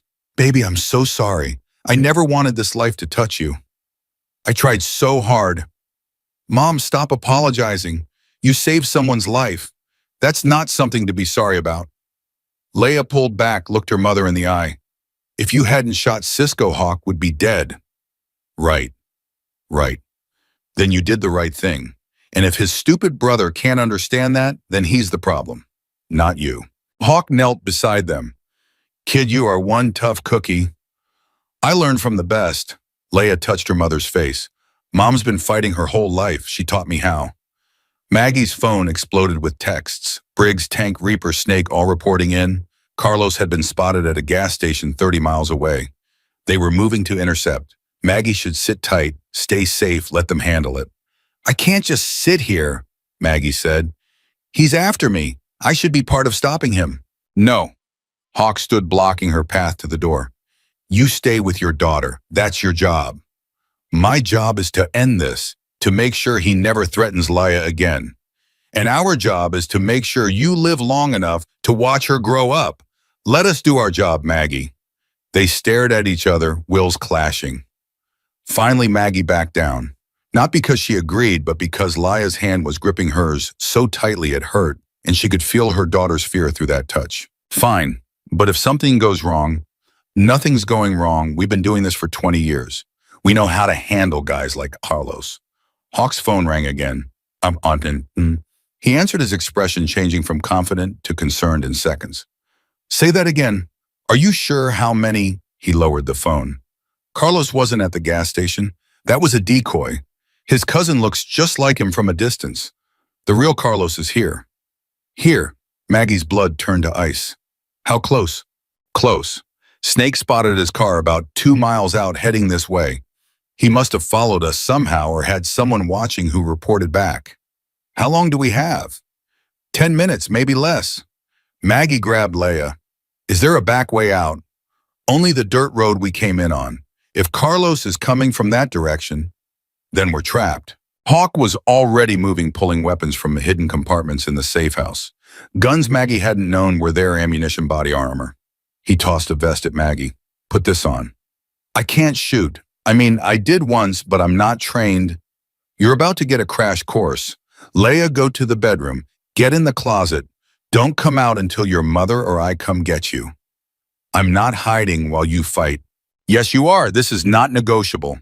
Hawk's voice went hard, commanding. Your mother needs to focus on staying alive. She can't do that if she's worried about you. So you go hide, you stay quiet, and you let us handle this. Leia looked at Maggie, who nodded. Do what he says, baby. Please. But now Leia. Leia ran, disappearing into the bedroom. The closet door clicked shut. Maggie felt like her heart was being ripped out, sending her daughter to hide while danger approached. But Hawk was right. She couldn't fight and protect Leia at the same time. Hawk handed her a gun. Glock 19, 15 rounds. Safety's here. You point, you squeeze. Don't aim for the head, aim for center mass, biggest target. I don't know if I can do this again. You already did it once, you can do it again. He checked his own weapon, a bigger pistol she didn't recognize. I've called for backup. Briggs and the others are 10 minutes out. We just have to hold until they get here. And if we can't, then we die protecting your daughter. Simple as that. The sound of an engine cut through the air. Then another. At least 3 vehicles, maybe more. Hawk moved to the window, peered out carefully. 4 cars. Could be a dozen men. Carlos isn't messing around. How do we survive this? We don't panic. We use the house as cover, and we pray backup gets here before they breach. The engines cut off. Car doors opened and slammed. Footsteps on gravel. Voices in Spanish, harsh and aggressive. Maggie couldn't understand the words, but she understood the tone. These men were here to kill. A bullhorn crackled. Margaret Henderson. We know you're in there. Send out the girl and maybe we'll let you live. Hawk looked at Maggie. Don't respond. Don't give them anything. The girl now, or we burn this place down with all of you inside. Maggie's finger tightened on the trigger. Every maternal instinct screamed at her to give them what they wanted, to sacrifice herself if it meant Leia lived. But she knew how this worked. They'd kill Leia anyway. Use her as leverage, as torture, as punishment. There was no negotiating with men like this. 10 seconds. Then we come in. Hawk positioned himself by the front door, gun raised. Maggie took the window, hands shaking so badly she could barely hold the Glock. 10-9-8. Mom, Leia's voice from the bedroom, small and scared. Stay quiet, baby. Stay hidden. Episec 5. The countdown felt like falling, like the ground rushing up to meet her. Maggie thought about every choice that had led here. Agreeing to go with Hawk that night, pulling the trigger in the warehouse, running instead of staying. Every decision a domino leading inevitably to this moment. 4-3. I love you, Leia, Maggie shouted. Whatever happens, I love you. 2. The world held its breath. Glass shattered. A window at the bottom of the house exploded inward. Men poured through, 3 of them, guns raised. Hawk spun, fired twice. 1 man went down, the other 2 scattered. The front door buckled under something heavy, a battering ram maybe. Wood splintered. Maggie fired through the door, not knowing if she hit anything, just trying to slow them down. Bedroom, Hawk shouted. Get to Leia. Maggie ran. Behind her, the front door gave way. Men flooded in. Gunfire erupted, deafening in the enclosed space.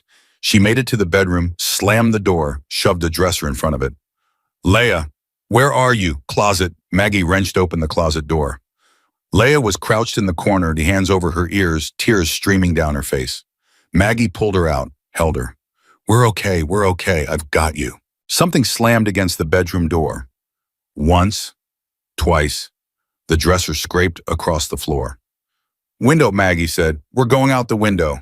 She ran to it, tried to open it, painted shut. She smashed the glass with the butt of the Glock, cleared the shards. Outside was a 10-foot drop to dirt and rocks. I'll go first, then catch you. Mom, trust me. Maggie climbed through, hung from the sill, dropped. Her ankle twisted when she landed, pain shooting up her leg. She gasped, fought through it. Jump! I'll catch you! Leia appeared at the window, hesitated. Behind her, the bedroom door burst open. A man's shape filled the doorway. Jump now! Leia jumped. Maggie caught her, the impact driving them both to the ground. Pain exploded through Maggie's twisted ankle, but she ignored it, scrambled up, pulled Leia behind her. They ran.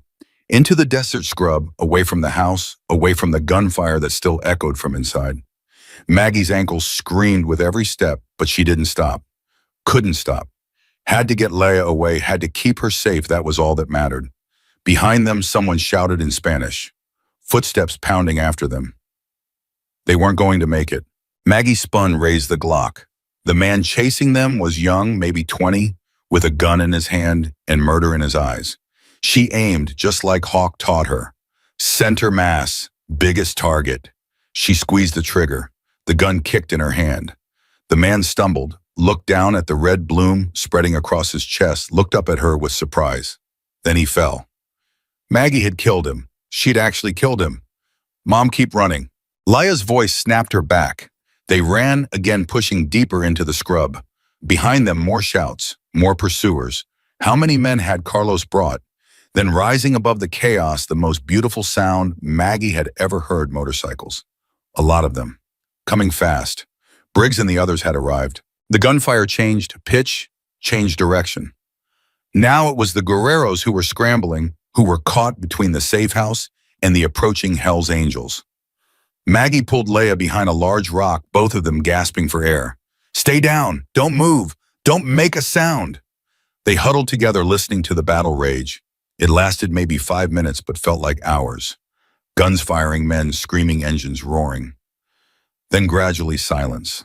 Maggie? Briggs' voice cutting through the quiet. Maggie, if you can hear me, answer. She stood slowly still, gripping the Glock. We're here, we're okay. Briggs appeared through the scrub tank beside him. Both had blood on their clothes, neither looked hurt. They ran to her, checked her over, checked Leia. Hawk, Maggie asked. Alive. Took a round in the arm, but he'll live. How many did you? 8 guerreros down, 3 in custody, 2 got away in a car heading south. We've got people tracking them. And Carlos? Briggs's face went hard. In the house. He wants to talk to you. Like hell. Maggie, he's dying. Hawk shot him in the gut. He's got maybe 30 minutes, probably less. He wants to say something before he goes. Maggie looked at Leia, who was pale and shaking, but uninjured. Stay with Tank. Don't follow me. Mom, I'll be right back, I promise. She followed Briggs back to the safe house. The front door hung off its hinges. Glass and bullet casings littered the floor. In the living room, surrounded by bikers with guns drawn, Carlos Mendoza sat propped against the wall.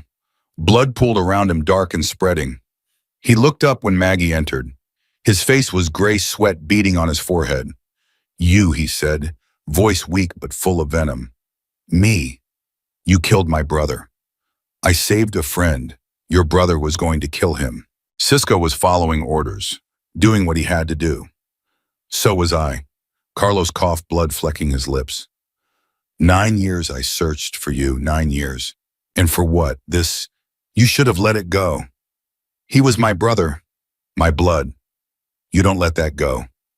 Maggie knelt beside him, ignoring the gasps from the bikers around her. She looked into his eyes, saw the same pain she'd carried for 9 years.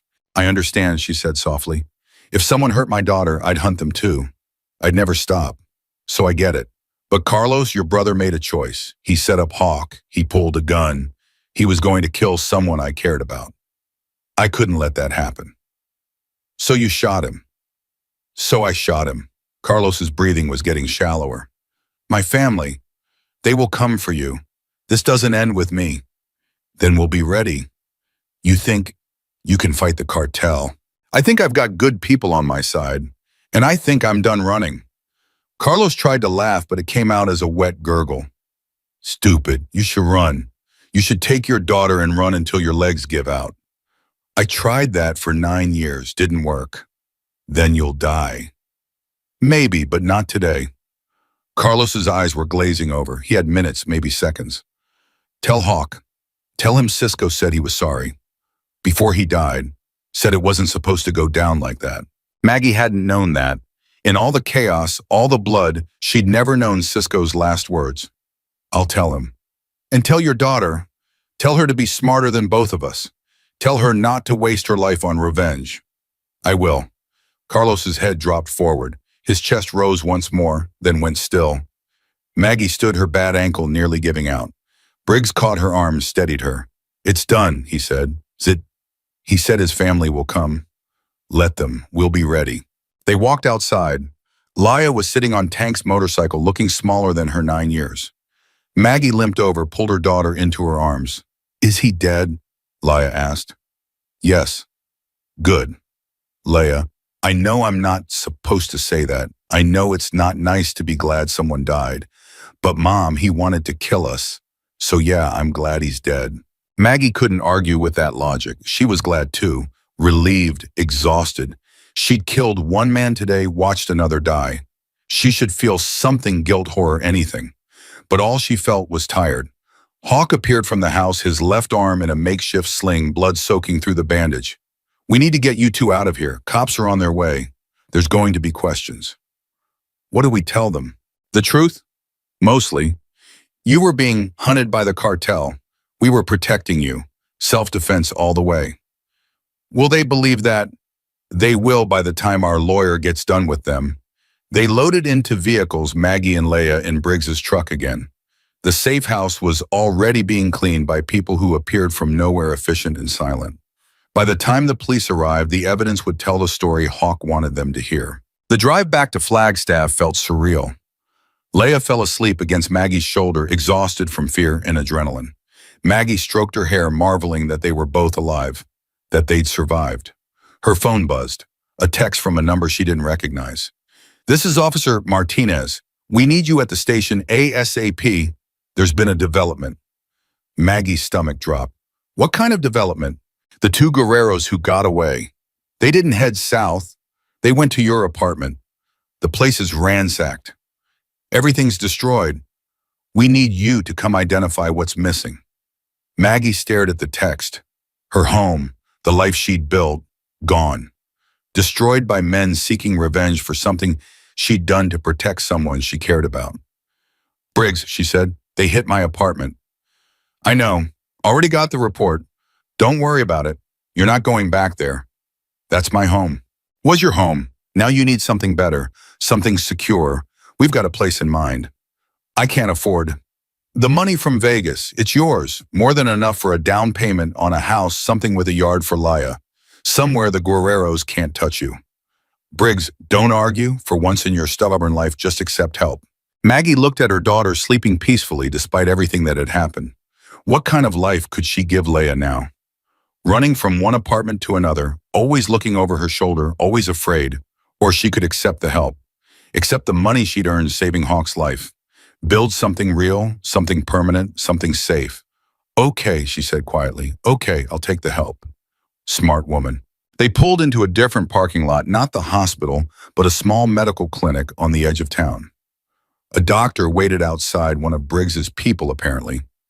He checked Maggie's ankle, badly sprained but not broken, wrapped it tight, gave her crutches and pain meds. Checked Laya over too, pronounced her physically fine, suggested a therapist for the trauma. She saw things today no kid should see, the doctor said. She's going to need help processing it. I know. And you killed someone today. I know that too. That changes a person. Don't pretend it doesn't. Maggie nodded, took the card he offered for a therapist who specialized in trauma. Another piece of her life that needed fixing, another crack that needed mending. By the time they finished at the clinic, it was nearly 7 in the evening. Laya woke up hungry and cranky. They stopped at a drive-thru, got burgers and fries that Leia devoured in silence. Maggie picked at hers, her stomach too unsettled to eat. "Where are we going?" Leia asked finally. "I don't know yet. Somewhere safe. Can I vote? On where we live?" "Yeah, don't I get a say?" Maggie smiled for the first time in hours. "Yeah, baby, you get a say. I want a house with a yard and a dog. I've always wanted a dog. A dog. A big one that can protect us. I think we have enough protection. But I want a dog anyway. We'll see." They ended up at a hotel on the north side of town. Nothing fancy, but clean and anonymous. Briggs got them 2 adjoining rooms, posted dice outside, promised someone would be watching, and all night. Maggie helped Leia into pajamas, tucked her into bed. Her daughter was asleep before Maggie finished pulling the covers up.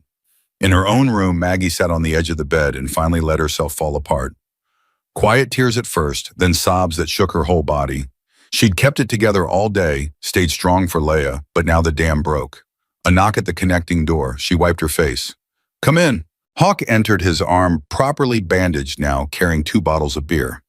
"Thought you might need this." "I don't drink." "Tonight you do." She took the beer, twisted off the cap, drank half of it in one go. It tasted terrible and perfect. Hawk sat beside her on the bed. They didn't talk, just sat there drinking beer in a cheap hotel room while their lives rearranged themselves around them. "Thank you," Maggie said finally, "for keeping us alive today." "That's what family does." "We're not family." "Yes, we are. You saved my life 9 years ago. That makes you family forever. And Leia's family, by extension. So yeah, we're family." "I killed someone today. Shot him right in the chest." "I know. Briggs told me." "I don't feel guilty. Shouldn't I feel guilty?" "No, you should feel alive, because you are. And so is Leia, and that's all that matters." Maggie finished her beer, set the empty bottle on the nightstand. "What happens now?" "Now you heal. You and Leia both. You find a house, you get that dog she wants, you build a life that doesn't involve running. And the cartel, Carlos said they'd come for me. Let them. They'll find out what happens when you mess with the Hells Angels." "I'm not a Hells Angel." Hawk pulled up his sleeve, showed her his tattoo. Then he looked at her shoulder. "Yes, you are. You've been one of us since the night I marked you. You just forgot for a while." "I didn't forget. I ran." "Same difference." They sat in comfortable silence until Hawk stood. "Get some sleep. Tomorrow we start putting the pieces back together." "Hawk, yeah, I'm glad you're not dead." He smiled. "Me too." He left, closing the connecting door behind him. Maggie lay down fully clothed, staring at the ceiling. Her ankle throbbed, her head pounded, her whole body ached. But she was alive. Leia was alive. And for the first time in 9 years, she wasn't running anymore. She was done running. Whatever came next, she'd face it head on. With the Hells Angels at her back and her daughter by her side, she could face anything. Even her own past, even her own future. She closed her eyes and let sleep take her, knowing that Dice was outside watching, knowing that Hawk was in the next room, knowing that for once in her life, she wasn't alone. Morning came too fast. Maggie woke to sunlight cutting through cheap curtains and Leia standing beside her bed, already dressed, holding her sketchbook. "Mom, I drew it. The whole thing from yesterday." Maggie sat up, wincing as her ankle reminded her it existed. "Drew what, baby?" "Everything. The safe house, the guns, the man chasing us." Leia opened the sketchbook, showed her mother pages filled with images that no 9-year-old should be able to draw. The detail was disturbing, every moment captured in pencil and crayon, from the shattered windows to the blood on the floor. "Leia, the doctor said I need to process it. This is how I process. I draw what scares me until it doesn't scare me anymore." Maggie pulled her daughter onto the bed, held her tight. "When did you get so smart?" "I told you, I've always been smart. You just worry too much to notice." A knock on the door. Hawk's voice. "You two decent, Briggs is here. We need to talk." "Give us 5 minutes." Maggie helped Leia pack up her drawings, tried to make herself presentable with hotel soap in yesterday's clothes. Her reflection in the bathroom mirror showed someone she barely recognized. Hair, wild eyes shadowed a woman who'd killed a man less than 24 hours ago. She touched her shoulder where the tattoo sat hidden beneath her scrubs. The mark that had started all of this. The mark that had saved them. They opened the connecting door. Hawk sat on his bed arms still in the sling. Briggs stood by the window with Tank and Reaper. Snake was missing. "Where's Snake?" Maggie asked. "Hospital," Briggs said. "Took a round in the leg during the firefight. He'll be fine, probably out tomorrow." "I should visit him." "You should stay out of sight until we're sure the coast is clear." Briggs pulled out his phone and showed her surveillance photos. These were taken at the Phoenix airport this morning. 3 men, all known Sinaloa cartel enforcers. They flew in at 6 a.m. Maggie's blood went cold. Carlos wasn't lying. His family is coming. His uncle specifically, Vicente Mendoza. He's high up in the organization, and he's not happy about his nephew dying in some backwater Arizona town. "How do you know he's after me?" "Because he posted your hospital ID photo on 3 different cartel message boards with a $50,000 bounty on your head." The room spun. Maggie grabbed the doorframe for support. 50,000, dead or alive, with a bonus if you're delivered alive so he can handle you personally. Leia's hand found Maggie's. "What does that mean?" "It means a lot of bad people are going to be looking for your mom." "Then we hide better." "Or we end it," Hawk said. All eyes turned to him. "Vicente wants revenge for his nephew." "Fine. Let's give him a target, but not Maggie. Me." "Absolutely not," Maggie said. "You saved my life 9 years ago. Let me return the favor." "By getting yourself killed, that's not a favor, that's stupidity." "I'm not planning on dying. I'm planning on drawing Vicente out so we can deal with him before he gets anywhere near you or Leia." Briggs crossed his arms. "Explain." "We leak information that I'm the one who killed Carlos. Not Maggie, me. That I've been protecting her all along, that I'm the real target. Vicente comes after me. We're ready for him, and we put him down before this escalates. And when he finds out you're lying, we make sure he doesn't live long enough to figure it out." Maggie shook her head. "No, I won't let you do this. I won't let you risk your life because of my choices. It's not up to you." "The hell it isn't." They glared at each other across the hotel room, neither willing to back down. Leia tugged on Maggie's hand. "Mom, if Hawk wants to help, maybe we should let him." "You don't understand what he's offering to do." "I understand that bad men want to hurt us, and I understand that Hawk is trying to stop them. Isn't that what family does?" "She's got a point," Tank said. "The kid's smarter than all of us." Briggs rubbed his knee. "If we do this, we do it right. No cowboy moves. We plan every detail. Vicente doesn't sneeze without us knowing about it." "Agreed," Hawk said. "And Maggie and Leia go somewhere secure, somewhere not even we know about. That way, if this goes sideways, Vicente can't torture the information out of us." Maggie wanted to protest, wanted to stay and fight, but Leia's hand in hers stopped her. Her daughter's safety came first. Always. "Where is she?" asked. "I've got a cabin in Montana, middle of nowhere, off the grid. Only one person knows about it, my sister. She'll take you there, stay with you until this is over." "How long?" "Week, maybe 2. Depends how fast we can locate Vicente and neutralize him." "Neutralize?" Maggie laughed bitterly. "You mean kill?" "I mean make sure he's never a threat to you again." Leia spoke up. "Do they have dogs in Montana?" Everyone turned to look at her. She shrugged. "You said I could get a dog. If we're going to Montana for a week, maybe we could look at dogs." Despite everything, Maggie smiled. "Yeah, baby, we can look at dogs. Can it be a big one?" "We'll see." Briggs made calls while Maggie and Leia packed what little they had. The plan came together fast, too fast maybe, but they didn't have time for slow. Vicente was already in Arizona. Every hour they waited was an hour he got closer. A woman arrived at the hotel at noon. Mid-40s, short hair, leather jacket, eyes that missed nothing. "I'm Sarah, Briggs's sister. You must be Maggie. Thank you for doing this. Family takes care of family. Let's move." They loaded into Sarah's SUV, windows tinted dark. Leia sat in the back, clutching her sketchbook, quiet now, processing. Maggie watched Flagstaff disappear in the side mirror, wondering if she'd ever see it again. "You're doing the right thing," Sarah said, "getting her away from this mess." "Am I? Or am I just running again?" "There's a difference between running scared and making a strategic retreat. You're doing the second one. Doesn't feel different. It will. When this is over and you're both safe, it'll feel different. They drove for hours, stopping only for gas and bathroom breaks.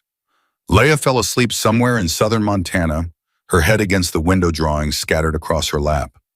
Maggie stared at them at the violence her daughter had witnessed and captured on paper.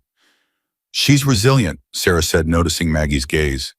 "Kids are tougher than we give them credit for. She shouldn't have to be tough. She should be worrying about homework and friends, not men with guns." "No, she shouldn't, but she is, and you're keeping her alive. That's all that matters right now." They reached the cabin as the sun set. It was exactly what Briggs had promised: remote, hidden, no neighbors for miles. Solar panels on the roof, a well for water, enough supplies to last months if necessary. Inside was sparse but functional. 2 bedrooms, a kitchen, a living room with a wood stove. Sarah showed them where everything was, how the generator worked, where the weapons were hidden. "You know how to shoot now?" Sarah asked. "I learned yesterday. Crash course." "Good, because if someone finds you up here, I need you to be able to defend yourself and Leia until help arrives." "How fast can help arrive?" "Helicopter from Briggs's people, 2 hours. Local police 4, maybe 5 if the weather's bad." Maggie looked out the window at the endless trees. "So we're on our own."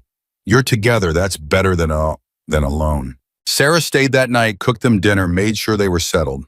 In the morning, she left, promising to check in daily by satellite phone, since cell service didn't reach this far into the wilderness. And then it was just Maggie and Leia in a cabin in Montana, waiting for word that it was safe to come home. The first day crawled. Leia drew more pictures. Maggie paced, checked the weapons, looked out the windows at nothing but trees and sky. The satellite phone rang at 8 p.m. "It's Briggs. We've located Vicente. He's staying at a compound outside Phoenix, heavily guarded. We're watching, waiting for an opening." "How long?" "Could be tomorrow, could be a week. He's careful." And Hawk, playing his part perfectly. "We leaked the story that he killed Carlos. Vicente took the bait. He's asking around about Hawk's location." "So Hawk's in danger?" "Hawk's always in danger. It's kind of his thing." "Briggs, he knows what he's doing. Trust him." "I'm trying." "Try harder. I'll call tomorrow, same time." He hung up. Maggie set down the phone, found Leia watching her from the couch. "They're going to be okay," Leia said. "Hawk and the others. They're tough." "How do you know?" "Because they have to be. We need them to be." Day 2 was worse. The waiting gnawed at Maggie's sanity. She cleaned weapons she'd already cleaned, checked locks she'd already checked, cooked food neither of them was hungry for. Leia spent the day exploring outside, staying close to the cabin like Sarah had instructed. She found animal tracks, identified them from a nature book Sarah had left. Bear, deer, something that might have been a wolf. "We should stay here forever," Leia said at lunch. "It's peaceful." "You'd get bored." "No, I wouldn't. I'd draw and explore and learn about animals. And we'd get that dog, a big one that could protect us from bears." "We're not staying forever." "But we could. Couldn't we just disappear? Let Hawk and the others handle Vicente. Start over up here where nobody knows us." Maggie looked at her daughter, saw the hope in her eyes, the desire for a normal life, a safe life. "You want to hide forever? I want to stop being scared." "Me too, baby. Me too." Briggs called that night with an update. "We've got a problem. Vicente made copies of your photo, distributed them to every cartel contact from here to California. You've got bounty hunters looking for you now, not just Vicente's people." "How many?" "Conservatively 50, maybe more." Maggie's legs gave out. She sat hard on the cabin floor. 50 people hunting me. "Which is why you stay exactly where you are. That cabin is off every grid. Nobody knows about it except me, Sarah, and now you." "What about Hawk's plan?" "Still in play, but it's taking longer than we hoped. Vicente's paranoid. Won't leave the compound, won't meet with anyone face to face. We're working on a way to draw him out." "Work faster." "We're trying. How's Leia?" Maggie looked at her daughter, curled up in a chair, reading about wolves. "She wants a dog. When this is over, I'll buy her a whole damn kennel." Day 3 brought snow. Not a lot, just enough to dust the ground and make everything look clean and new. Leia went outside, made a snowman with rocks for eyes and sticks for arms. Maggie watched from the window, gun within reach, scanning the trees for threats that never came. The satellite phone rang at noon instead of 8. Maggie's heart jumped. "Briggs, we got him." Hawk's voice rough but triumphant. Vicente's dead. It's over. Maggie's knees buckled again. She slid down the wall phone, pressed to her ear. How? He came after me, finally got tired of waiting, decided to handle it himself. Walked right into our trap. Briggs put him down. Clean shot. He didn't suffer. And his people, scattered. Without Vicente, there's no organization, no leadership. The bounty's off. The cartel's moved on. You're safe, Maggie. You and Leia both. Maggie couldn't speak, couldn't breathe. 9 years of running, of fear, of looking over her shoulder. And it was over. Just like that. One phone call, and it was over. Maggie, you still there? I'm here. I don't know what to say. Say you're coming home. Say you're ready to stop hiding and start living. I'm coming home. The words felt foreign, impossible. When Sarah's already on her way to get you. Should be there in 3 hours. We'll have a place ready for you when you get back. A real place. Safe, secure. Yours. The money from Vegas is waiting in an account with your name on it. Enough for a down payment and then some. Maggie, you saved my life. That money was always yours. Time you started believing that. She hung up, walked outside where Leia was adding more snow to her snowman. Baby, we're going home. Already, but we just got here. It's over. The bad men aren't looking for us anymore. Leia turned snowflakes in her hair, hope dawning on her face. Really, we're really safe. Really. And we can get a dog. Yes, a big one. The biggest one we can find. Leia launched herself at Maggie, nearly knocking them both over. They held each other in the snow, laughing and crying at the same time, 9 years of fear finally releasing its grip. Sarah arrived exactly 3 hours later. The drive back to Arizona felt different than the drive up. Lighter, like they were moving towards something instead of running away. They reached Flagstaff at midnight. Briggs met them at a house on the north side of town. Not an apartment, a real house with a yard and a garage and a front porch. Hawk stood on that porch, arm out of the sling, now grinning like a fool. Welcome home, he said. Maggie got out of the SUV slowly, not quite believing this was real. This is the place. 3 bedrooms, 2 baths, fenced yard. It's yours if you want it. We've got first month's rent covered, utilities, set up furniture being delivered tomorrow. I can't afford. Yes, you can. The Vegas money, remember. Stop fighting this, Maggie. Let us help.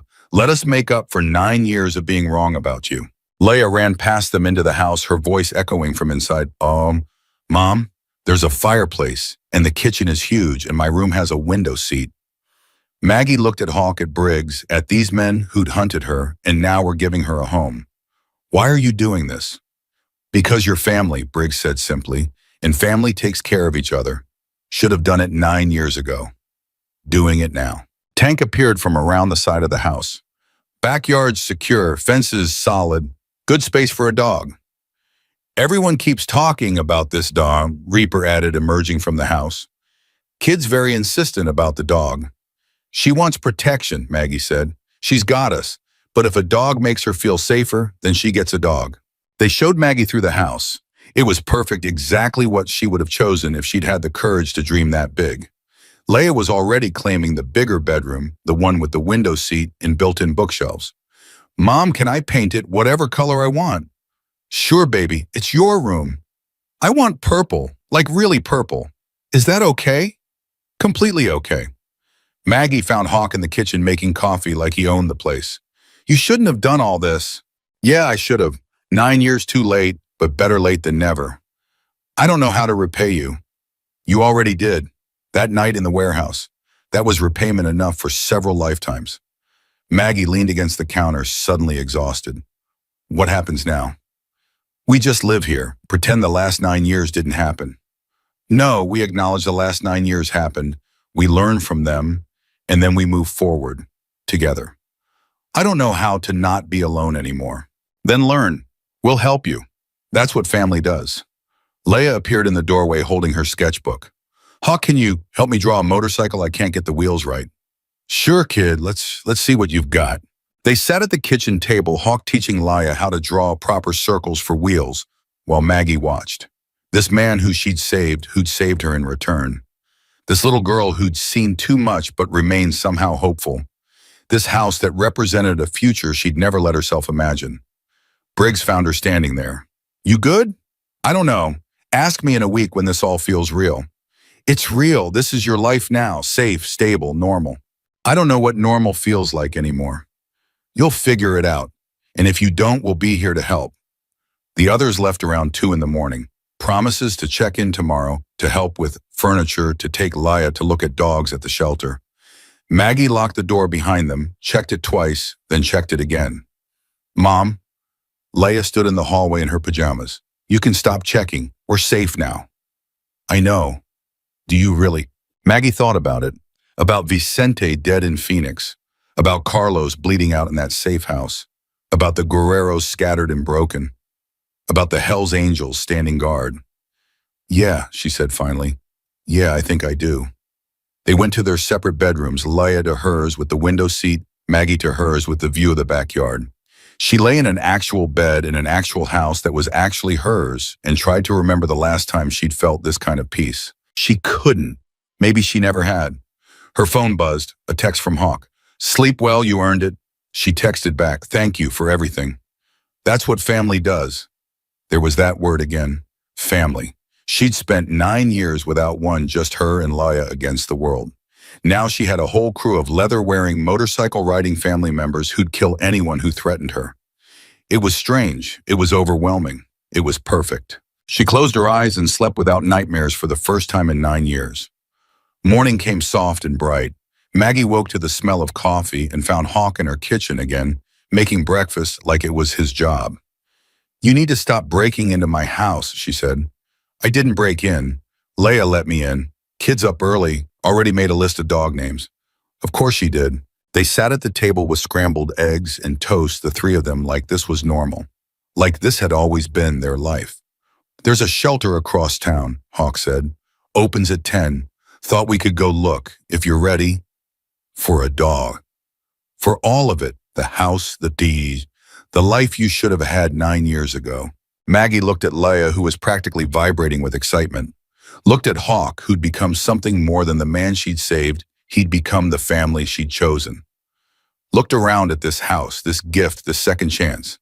Yeah, she said, I'm ready. They found a German Shepherd mix at the shelter, 3 years old, protective and gentle. Leia named him Shadow. He rode home in the back seat next to her, his head on her lap, like he'd always been theirs. That night, Maggie stood on her front porch, watching Leia play with Shadow in the fenced yard. The tattoo on her shoulder burned slightly, the way it sometimes did when she thought about that night in Vegas. But it didn't hurt anymore. It felt like what it was, a mark of honor, a badge of courage, proof that she'd done something that mattered. Briggs pulled up on his motorcycle tank and Reaper behind him.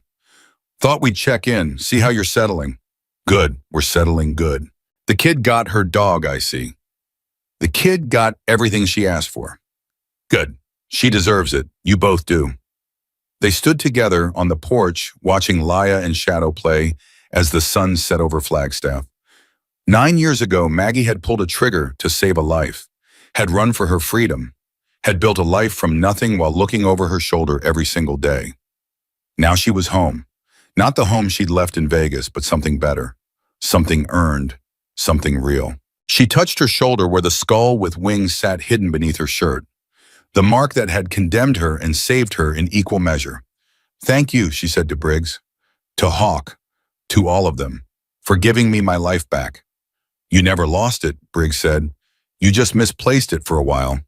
Now you found it again. And standing there on the porch of a house she owned, watching her daughter play with the boy she'd always wanted, surrounded by the family she'd never expected to have, Maggie finally understood what Leia had meant in the cabin.